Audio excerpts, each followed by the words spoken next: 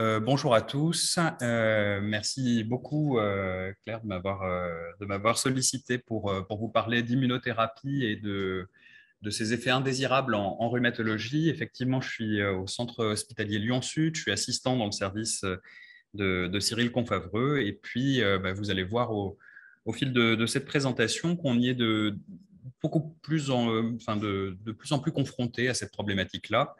Euh, des gestions d'effets indésirables des immunothérapies. Et j'ai pris le parti de me mettre à la place du clinicien et donc de vous mettre à la place du clinicien et de vous proposer diverses situations auxquelles j'ai été confronté et qui nous permettront d'aborder les différents aspects problématiques de ces gestions de ce qu'on appelle les effets dysimmunitaires liés aux inhibiteurs des checkpoints immunitaires. Alors, vous verrez que c'est plus des manifestations rhumatologiques globales sous immunothérapie que je vais aborder parce qu'il y a une vraie place du clinicien dans le diagnostic différentiel. Mais avant de commencer, pourquoi est-ce qu'on parle tant maintenant, ces dernières années, d'inhibiteurs checkpoint immunitaire? C'est parce que c'est une révolution dans la prise en charge de l'oncologie. Et donc, les deux personnes là que vous voyez à l'écran, qui ont été nobelisées en physiologie en médecine en 2018, ne sont pas des personnes qui ont utilisé en premier les traitements par immunothérapie dans le cancer, mais c'est tout simplement les personnes qui ont découvert et séquencé le PD1 et le CTLA4, qui sont les deux principaux inhibiteurs checkpoint immunitaires. Ce ne sont pas les seuls qui existent.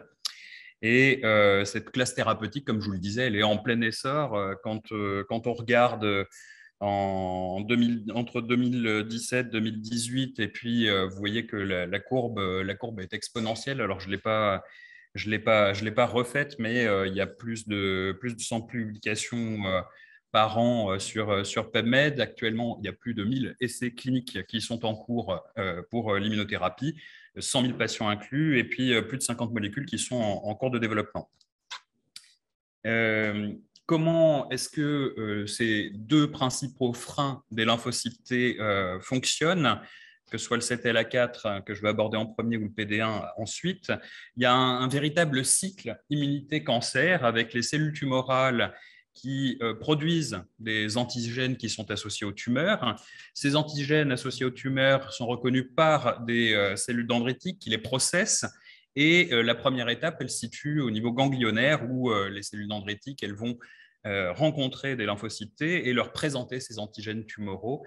Et cette présentation, elle se fait via la synapse immunologique qui est médiée par son principal médiateur, l'interaction TCR-HLA. Et le principal frein à cet endroit-là, c'est la molécule CTLA4 qui est un inhibiteur de la costimulation CD80, CD28. Ensuite, les cellules T, elles sont chémotractées vers la tumeur. Elles infiltrent la tumeur et se mettent en contact avec les cellules tumorales.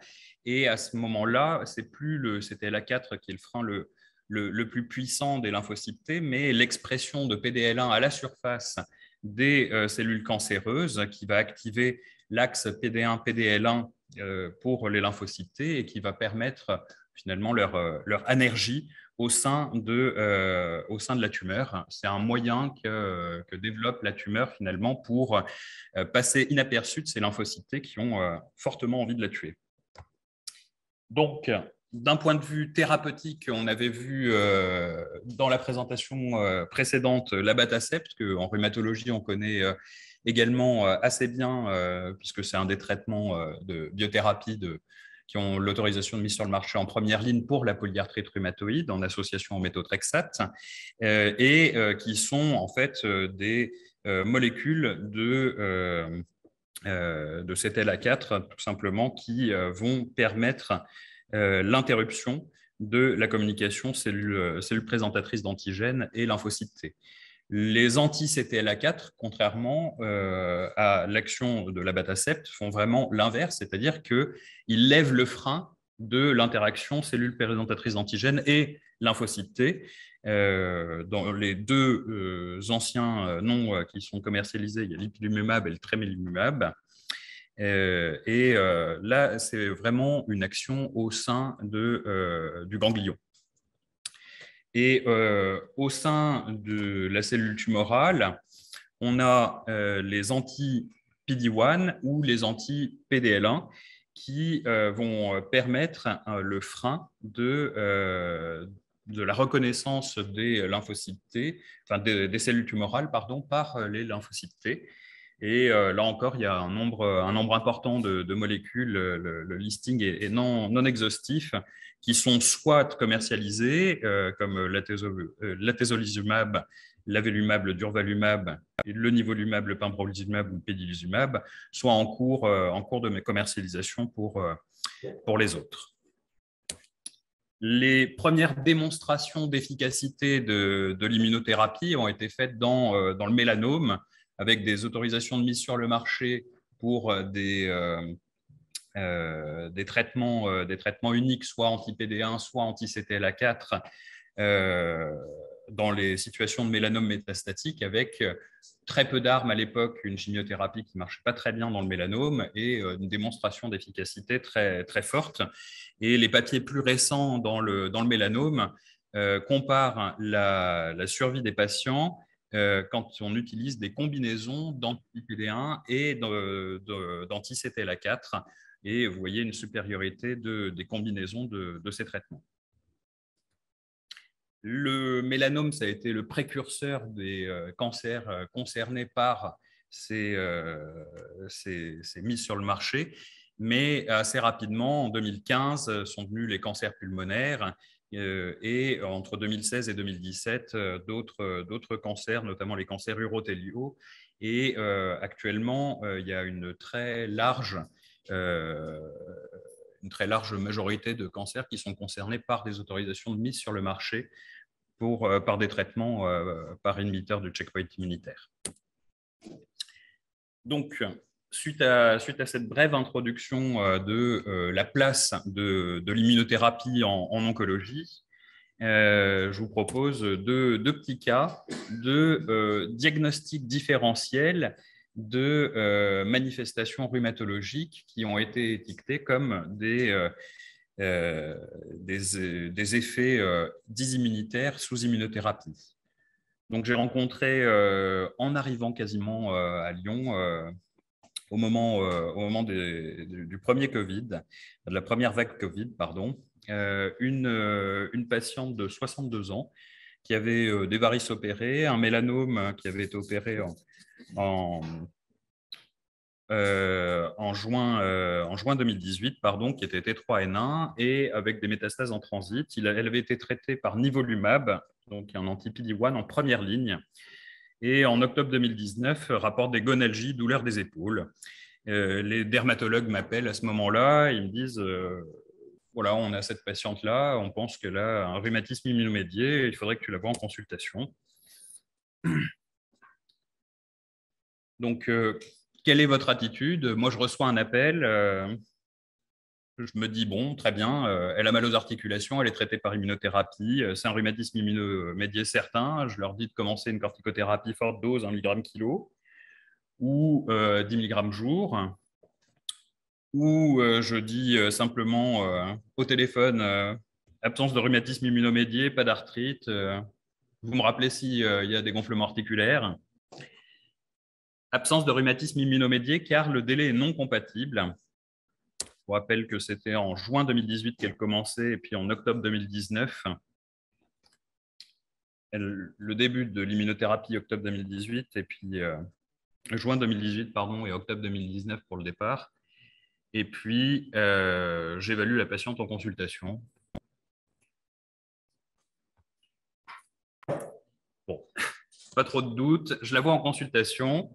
Elle me décrit des gonalgies anciennes d'allure mécanique, des douleurs d'épaule d'horaire mécanique également, plus à droite qu'à gauche, pas d'arthrite, pas de limitation d'amplitude de ses genoux, une limitation active de l'épaule droite 130 degrés et 90 d'abduction qui est douloureuse. La biologie n'est pas inflammatoire.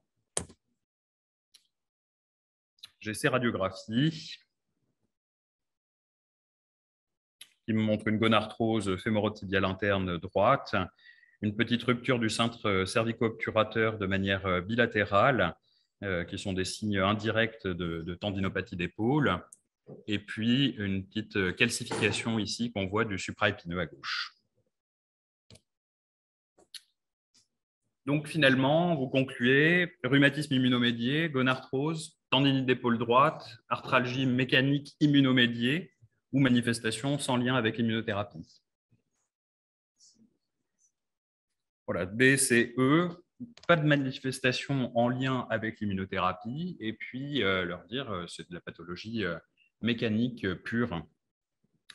Ce pourquoi je viens à en parler, c'est parce que les premières séries qui ont décrit les effets disimmunitaires des inhibiteurs de checkpoint immunitaire en rhumatologie, elles décrivaient une incidence autour de 10%, entre 4 et 20% en fonction des cohortes d'effets disimmunitaires rhumatologiques, essentiellement des arthralgies, et que pour la moitié d'entre elles, et là c'est une cohorte un petit peu plus récente de Marie Costine de 2018, on a la moitié des patients qui ont des plaintes qui sont non inflammatoires et qui sont simplement de la pathologie mécanique. Donc, il faut vraiment faire attention quand on a un malade qui nous est adressé et qui est sous immunothérapie, de ne pas tout mettre dans le même panier et de rester clinique avant tout.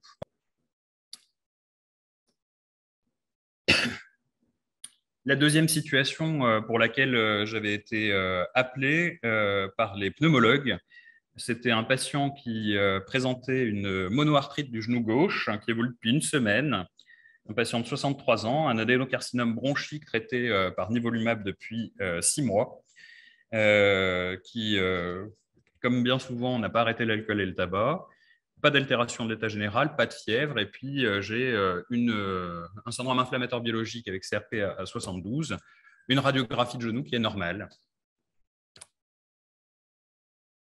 Donc là, c'était un malade hospitalisé. Je suis à son lit. Qu'est-ce que je propose au pneumologue? Est-ce que je l'infiltre? Est-ce que je le ponctionne? Est-ce que je lui donne des anti-inflammatoires ou une corticothérapie à 10 ou 20 mg par jour?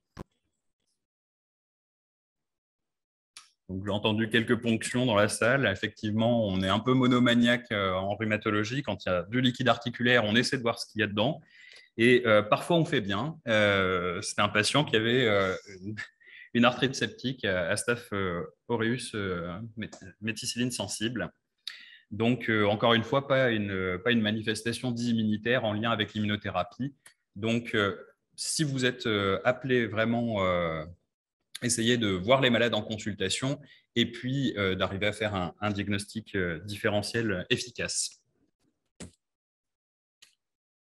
Le deuxième aspect de la présentation, ce sont les différents tableaux cliniques qu'on peut rencontrer sous inhibiteurs de checkpoint immunitaire. Ces traitements-là, donc contrairement aux chimiothérapies, ils ont un profil de toxicité qui est assez unique parce que ce n'est pas des complications cytotoxiques, mais des immunitaires qui peuvent toucher tous les organes. D'ailleurs, je crois que vous avez une deuxième présentation dans le courant d'après-midi sur les manifestations neurologiques. Mais il y a le système endocrinien également avec des thyroïdites, des hypophysites, des diabètes immunomédiés. Il y a également des uvéites immunomédiés, le champ respiratoire avec des pneumopathies organisées immunomédiées, des myocardites, des colites qui peuvent être extrêmement sévères. Mais vraiment, il y a tous les organes qui peuvent être concernés. Elles peuvent être potentiellement sévères, mais les manifestations sévères sont assez rares. En revanche, ça concerne énormément de patients, jusqu'à 70% dans les études.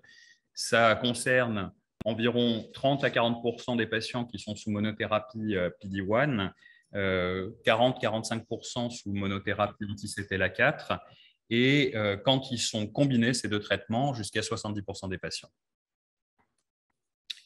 Concernant spécifiquement les manifestations d'arthralgie, vous voyez sur ces premières publications de 2016, qui commence à lister les manifestations immunitaires. On s'y est peu intéressé en fait au départ parce que ça concernait, ici vous voyez les arthralgies jusqu'à moins de 10% des patients et qui étaient des toxicités de grade 1, 2. Les toxicités à partir de grade 3 ce sont des toxicités qui nécessitent un traitement par corticothérapie, 4 si on hospitalise le patient, et 5 si le patient malheureusement décède de ces complications-là. Donc, on a très peu d'arthralgie. On en a encore moins sous anti-PD1 que anti-PDL1 et un petit peu plus sous CTLA4-IG. Ces manifestations rhumatologiques, ça peut être des polyarthrites qui sont séronégatives, des pseudo-polyarthrites rhizoméliques-like ou RS3PE-like. Alors là, il y a quelques case reports dans la littérature, mais c'est très rare. Également, des manifestations rares.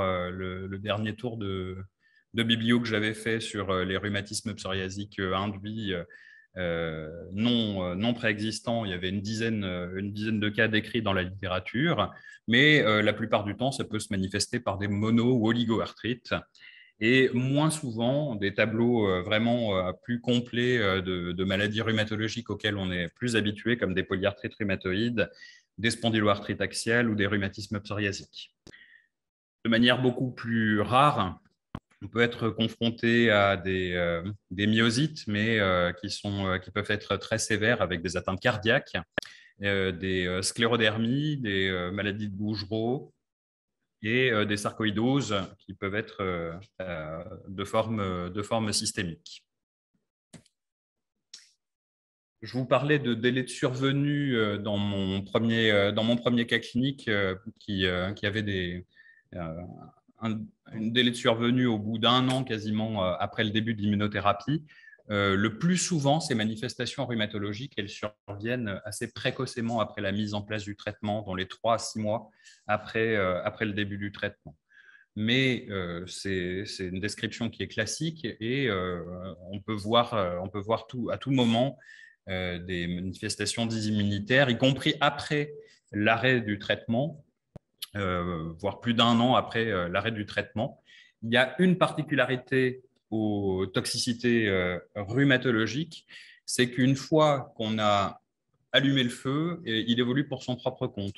Donc, on observe très régulièrement en fait, une persistance après l'arrêt de l'immunothérapie, sachant que ce n'est pas parce que vous arrêtez tout de suite l'immunothérapie et que vous dites aux oncologues, là c'est trop sévère, il ne faut plus d'immunothérapie, que le traitement est complètement éliminé de l'organisme du malade. Le délai de demi-vie de ces traitements-là, il est d'une trentaine de jours. Donc, pour qu'il n'y ait plus du tout d'immunothérapie dans le sang de vos malades, il faut plus de 4 à 6 mois.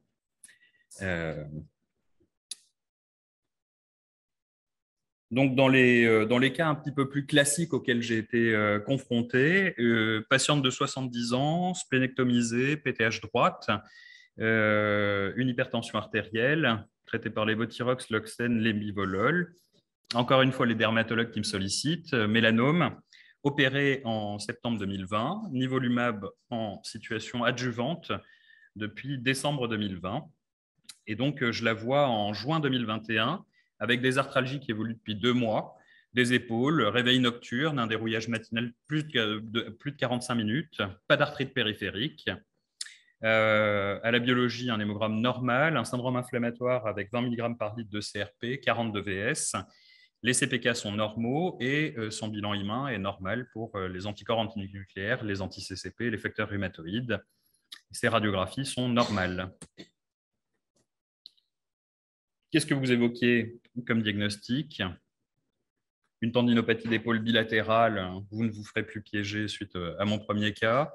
Pseudopolyarthrite rhizomélique immunomédiée, sans argument pour imputabilité de l'immunothérapie, parce que ça ressemble au tableau que vous avez l'habitude de voir de pseudopolyarthrite rhizomélique, une polyarthrite de début rhizomélique ou une chondrocalcinose. Donc là, pas de surprise, on est dans les cas classiques. La pseudopolyarthrite rhizomélique, qui est immunomédiée, elle évolue de manière, enfin, elle se présente, pardon, de la même manière qu'une pseudopolyarthrite rhizomélique que vous avez l'habitude de recevoir en consultation. C'est des arthralgies des ceintures, un syndrome inflammatoire biologique, une altération de l'état général que la patiente arrive assez bien à dater. Et quelle est l'attitude thérapeutique qu'on doit avoir face à ça? Une corticothérapie à 0,3 mg kg jour avec une décroissance habituelle, ou on démarre même dose mais avec une décroissance rapide. On met une corticothérapie qui n'excède pas 10 mg avec une décroissance rapide, ou pas de corticothérapie, on fait méthotrexate d'emblée, voire tocilizumab d'emblée.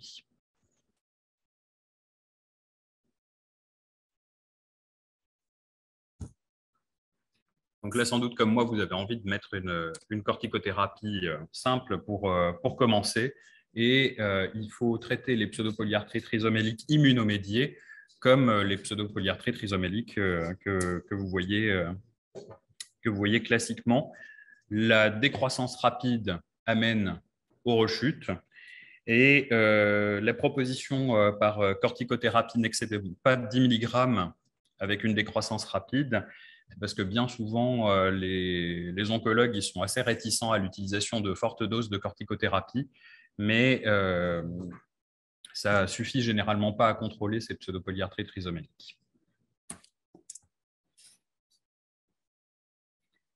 Une deuxième situation auquel on sera de plus en plus confronté, ce sont des patients qui ont des antécédents de maladies auto-immunes.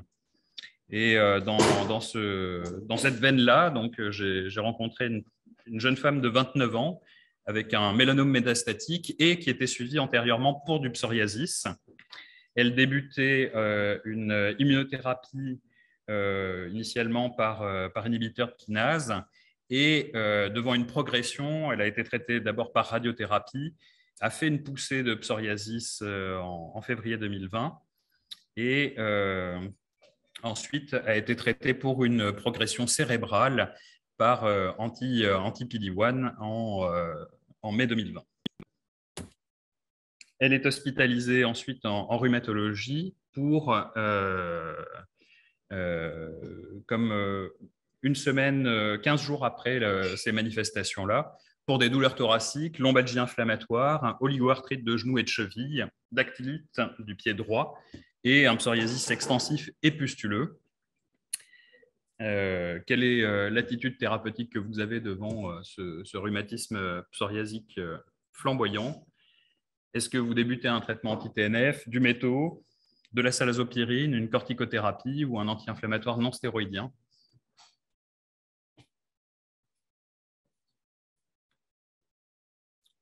Anti-TNF, j'ai été un peu frileux. Le méthotrexate, on a choisi de ne pas l'introduire devant les lombalgies inflammatoires qui étaient au premier plan, et la faible efficacité de cette molécule-là dans les manifestations axiales.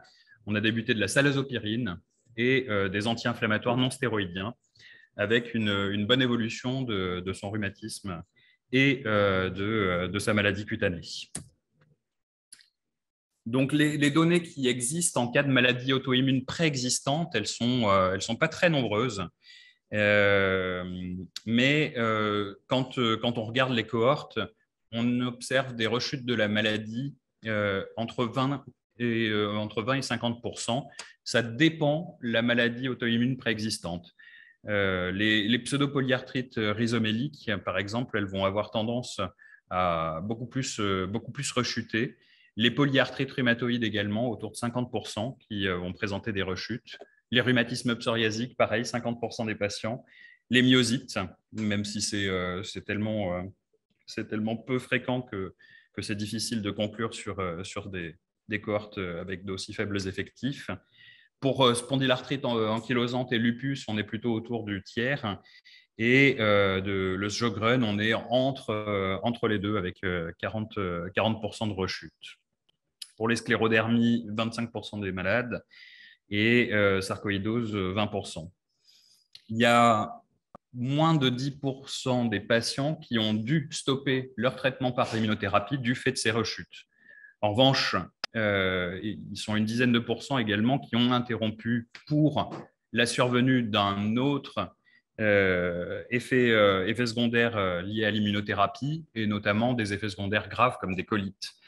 Donc, généralement, il faut se méfier de ces patients qui font un ou deux effets secondaires liés à l'immunothérapie. Ils sont généralement propices à en faire trois ou quatre. Alors, quand il s'agit d'hypophysite, ce n'est pas quelque chose de très grave. On a cramé l'hypophyse. De toute façon, c'est traitement supplétif à vie. Et puis, les oncologues n'en parlent même pas. Mais si on fait une hypophysite, une manifestation articulaire qui est de faible sévérité, derrière, le risque de faire une colite ou une autre manifestation grave est plus élevé. Et pour la moitié des patients de ces cohortes, on a eu besoin d'un traitement immunosuppresseur, que ce soit par corticothérapie, méthotrexate, voire anti-TNF. La donnée, à mon sens, importante en cas de maladie auto-immune préexistante, c'est que les données de survie chez les patients à qui on introduisait une immunothérapie étaient beaucoup moins bonnes chez les patients qui ont une dose de corticothérapie supérieure à 10 mg par jour au moment de l'initiation. Donc ça, ce sont des données qui sont à prendre en compte, et pour le coup, c'était des données de survie de 4 mois versus 12 mois dans les ménalomes métastatiques. Donc c'est pas rien. Dernier type de situation que je voulais aborder avec vous sont des situations qui sont beaucoup plus rares, mais où il y a une vraie place à une discussion collégiale entre les cliniciens et les oncologues. Le premier cas, c'est un patient de 46 ans que j'ai rencontré, qui était traité par nivolumab en deuxième ligne d'un cancer rénal qui avait été initialement opéré avec une récidive métastatique pulmonaire et pancréas. Et le nivolumab avait été introduit en novembre 2019. Et il avait été hospitalisé dans le service de rhumatologie. Fin janvier 2019, il présente de manière brutale une biarthrite de genou, une biarthrite de cheville et un psoriasis avec une balanite psoriasique que vous voyez là. Un syndrome inflammatoire biologique intense. Évidemment, je ponctionne son genou, 15 000 éléments, pas de germes cette fois, pas de cristaux. Donc, c'est un rhumatisme psoriasique immunomédié classique. Et initialement, j'avais proposé, comme il n'avait aucune manifestation axiale cette fois-ci, de faire des anti-inflammatoires non stéroïdiens et puis ensuite de le mettre sous méthotrexate 10 mg par semaine. J'avais fait un peu rapide. J'avais séquencé la première chose que je lui ai faite, c'était des anti-inflammatoires non stéroïdiens. Au bout de 15 jours, pas de réponse. Arthrite de genou persistante, cheville persistante, du psoriasis inversé. Et à ce moment-là, j'associe les anti-inflammatoires non stéroïdiens avec le méthotrexate, 10 mg par semaine. Après 3 mois, je le revois, 10 mg de méthotrexate, puis je le passe à 15 mg par semaine. Il présente encore des arthrites des deux chevilles, du psoriasis, avec une atteinte de 10% de l'ensemble du tégument. Quelle est l'attitude thérapeutique que je dois avoir? L'immunothérapie, entre-temps, elle a été arrêtée par l'oncologue, mais là, on est à 3 mois à peu près d'arrêt d'immunothérapie, donc je sais qu'elle persiste encore dans son organisme. La bonne nouvelle pour le patient, c'est qu'il a une réponse complète sur les différents sites métastatiques et que son poids est stable à 42 kg.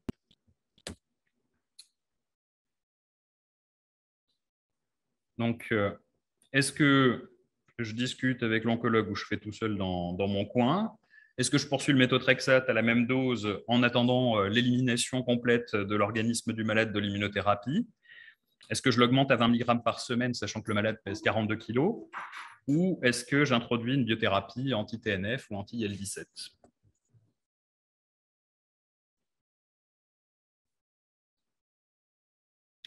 Donc, je discute avec l'oncologue, ça d'accord.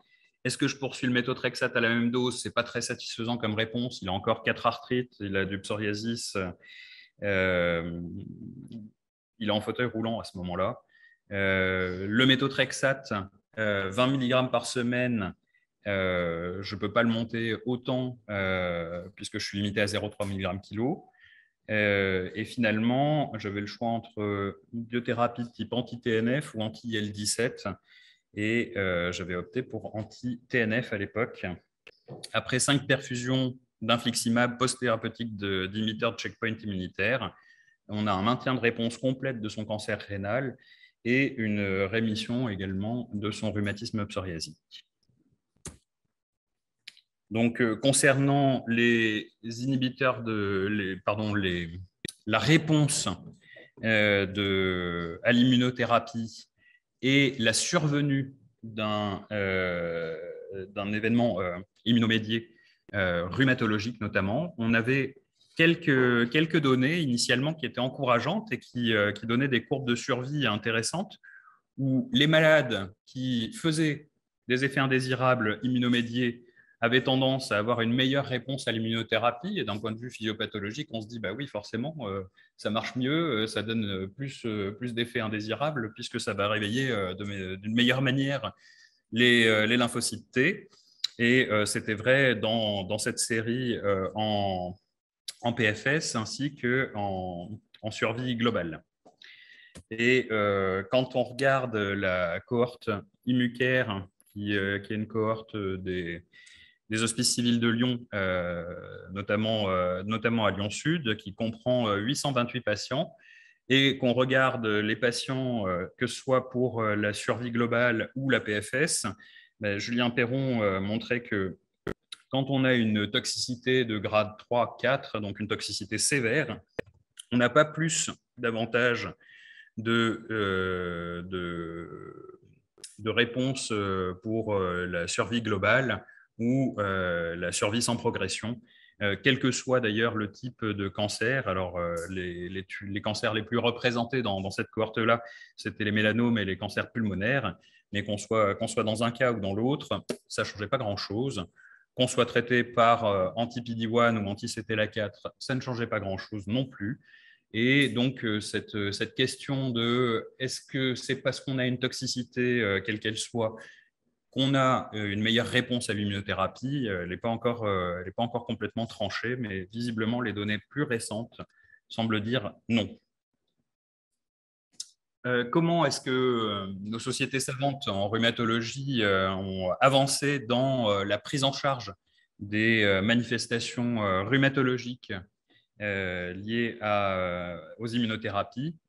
La première des recommandations, c'est que ça doit être une décision partagée entre l'oncologue, le rhumatologue et puis expliquer également aux patients que, évidemment, comme je vous en ai convaincu en début de topo, il faut évaluer cliniquement les patients parce que c'est indispensable au bon diagnostic de ces effets dits immunitaires. Que la première arme qu'on ait, c'est la corticothérapie orale ou locale en cas de manifestation monoarticulaire, idéalement la plus faible possible et la plus courte possible. En cas de réponse insuffisante, on peut utiliser des DIMARD conventionnels comme le méthotrexate ou d'autres classes thérapeutiques qui ne sont pas citées là dans ces recommandations, mais on peut utiliser l'eflunomide ou la salazopyrine. Les données sont moins fréquentes, mais elles sont tout aussi rassurantes que sous méthotrexate.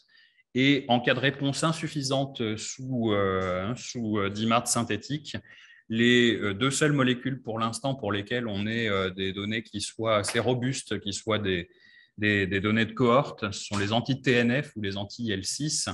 On a des données qui sont très contradictoires et très partielles pour les anti-IL17, où on a des situations où on observe des cas cliniques avec des progressions tumorales au moment de l'introduction de l'anti-IL17, ou au contraire une régression tumorale. Donc ça, on ne sait pas encore très bien le caractériser.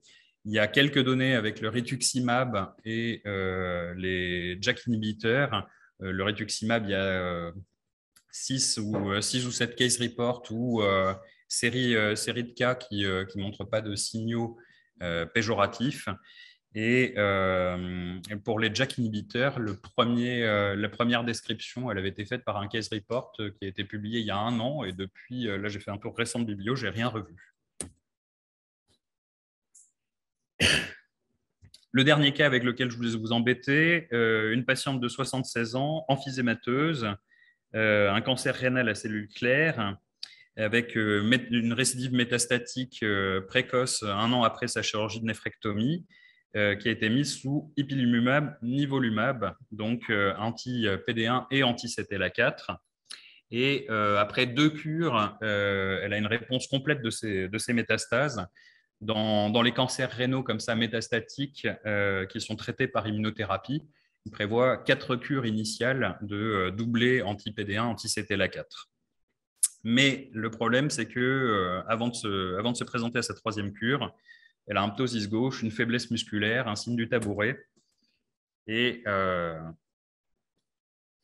ce qu'il faut demander en urgence à ce moment-là, c'est surtout CPK troponine, un électrocardiogramme, si on arrive à avoir un électromyogramme en urgence.